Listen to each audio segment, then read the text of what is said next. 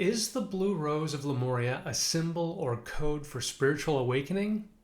Absolutely yes. Is it meant for everyone? Absolutely not.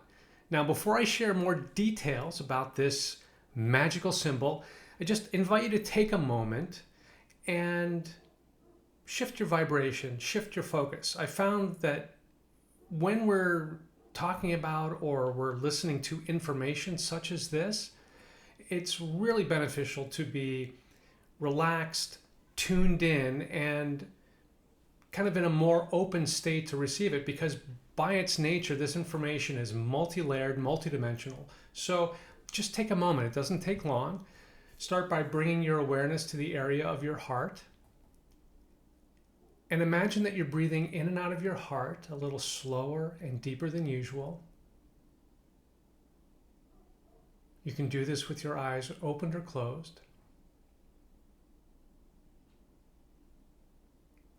You're simply allowing your breath to slow down,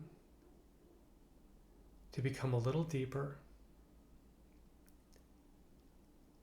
As you imagine that you're breathing in and out of your heart.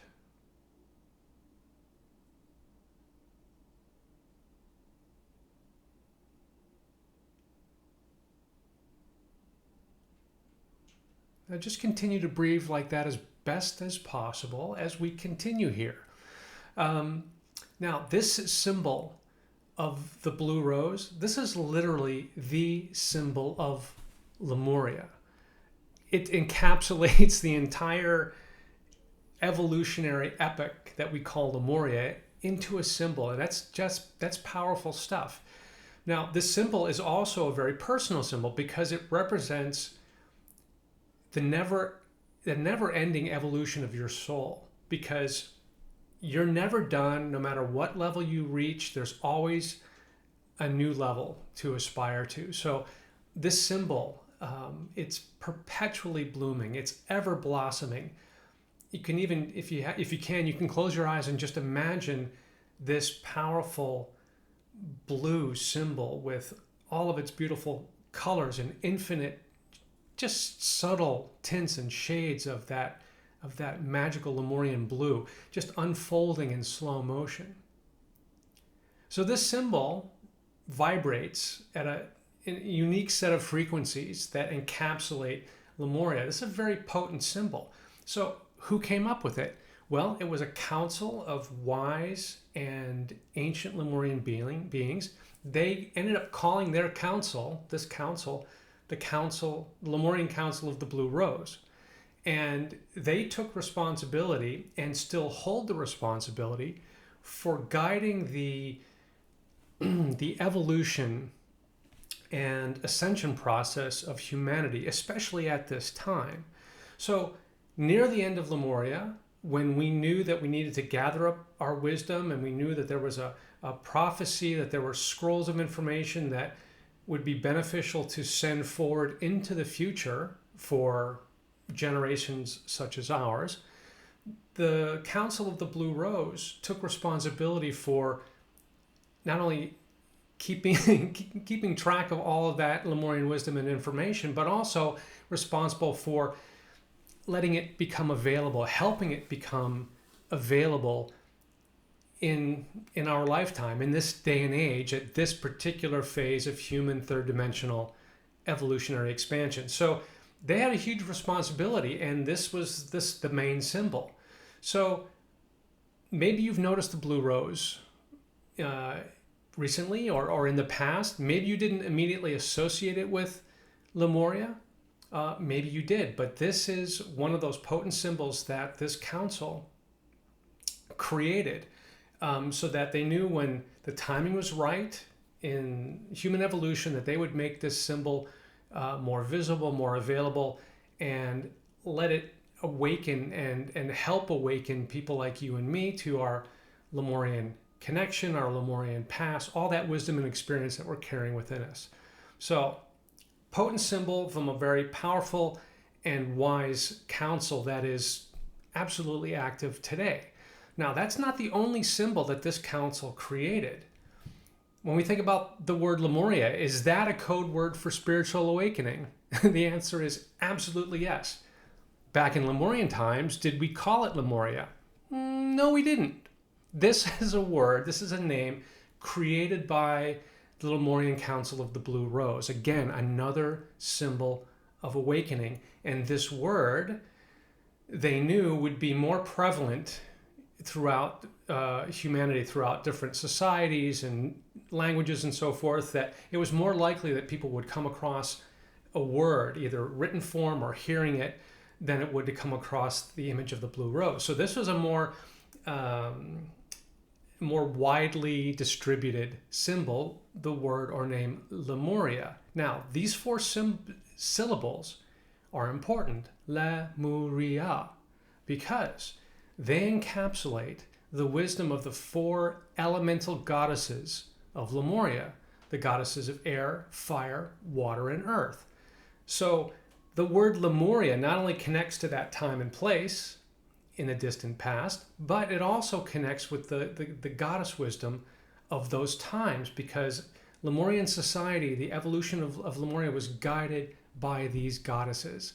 Not just these four, but these were four elemental goddesses. Now, over the years, my wife and I have tried to get the information, okay, which of these four syllables matches up with the four elemental goddesses? And we've been denied every time we ask. So they said it's not they, because we've asked various sources, including the goddesses themselves.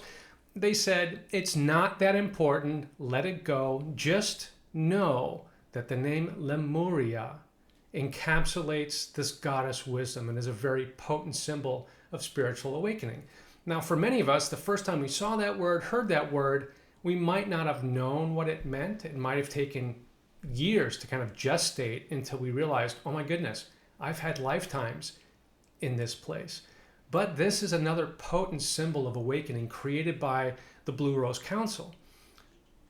That seed planted, that prophecy sent into the future from the end of Lemuria, knowing that there would be a time when, in all of its wisdom, Creator Source would create an evolutionary third dimensional experiment that we're living right now, and that this wisdom from Lemuria, these code words, would be very important. So that's a second very big symbol that was created by this council to benefit us in this day and age.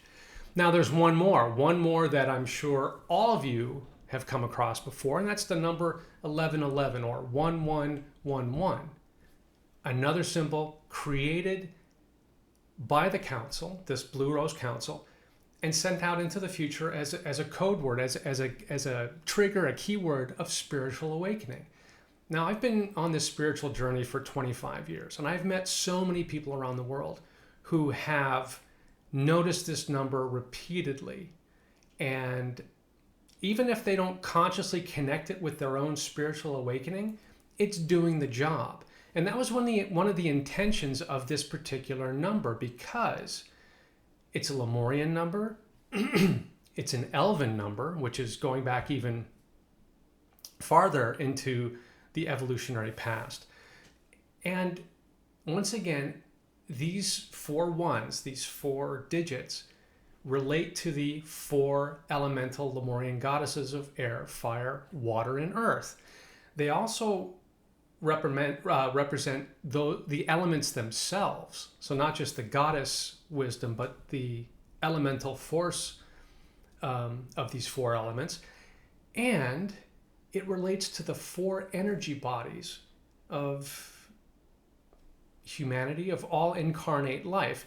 The Lemurians had a very particular way of looking at an incarnation. They looked at it as a system of four energy bodies: physical, emotional, mental, and spiritual. Obviously, one dense and three not very dense non-physical bodies.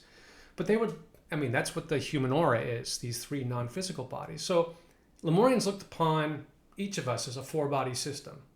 And they looked upon Mother Earth as a four-body system. She has a physical, emotional, mental, and spiritual body. So this number, 1111 or 1111, relates to the goddesses, the elements, and the four-body system, these four energy bodies that essentially make up and incarnation. And they knew that this number would be even easier to disseminate throughout human consciousness in various cultures, languages, societies at different times, because it's much easier to see a recurring number on a clock or a license plate or wherever than it is to come across the word Lemuria or the even more rare symbol of the blue rose. So there are people who've been awakening to this number 1111 for decades now, and it is a trigger. It is triggering spiritual awakening in hundreds of thousands of people around the world, and has been doing so, as I said, for decades. But there are people awakening to Lemurian wisdom through this trigger, through this number, that will never come across the word Lemuria in their lifetime. They'll never come across the symbol of the blue rose. It doesn't matter, though. In the wisdom of their own individual journey, their higher self has determined that, okay, you can awaken spiritually, you can reconnect with Lemurian wisdom, but for this particular journey, it's not important that you label it as Lemurian wisdom or that you connect with your past in Lemuria, either as a physical being or non-physical being. It's not that important, but they get the benefit. People have been getting the benefit of awakening to Lemurian wisdom without necessarily making the connection to Lemuria. I hope that makes sense. So that symbol, again, created by this Lemurian Council of the Blue Rose, created in Lemurian times, sent out into the future so that it would benefit humanity at this particular age in our evolution. So it's a very powerful council, and they are the primary reason that we are awakening to Lemurian wisdom, and we can reawaken to our lifetimes there. We can reconnect with each other. It was all part of their strategy and plan, which is unfolding and continues to unfold, and we're part of that plan. So, interesting information, but what do you actually do with this information? Well, I invite you to connect with each of these powerful symbols, knowing that they're all related to Lemuria. You can simply do some heart-focused breathing like we did a few minutes ago. Get into that different consciousness, shift your awareness, and just invite that symbol into your heart, just gently, just imagine it entering in your heart. Now, once you connect with it, you can ask this symbol questions. It has consciousness, and it's connected to other consciousness. So you can talk to it, you can have a conversation, you can ask it questions. For example, the Lemurian blue rose is a very sophisticated, multidimensional symbol. So each time you connect with the Lemurian blue rose, it has a different number of petals. So in a particular instance, in your meditation, you invite that rose into your heart, ask it, "Dear rose, how many petals do you have today?" And you will get an answer. And that answer is unique to that moment when you asked. And then, if that number doesn't mean anything to you, if you studied Lemurian numerology with me, you'll probably get an immediate hit, but it doesn't matter. Whatever number you get as an answer, ask, okay, what does this number mean? What does this number of petals mean to me in this particular moment?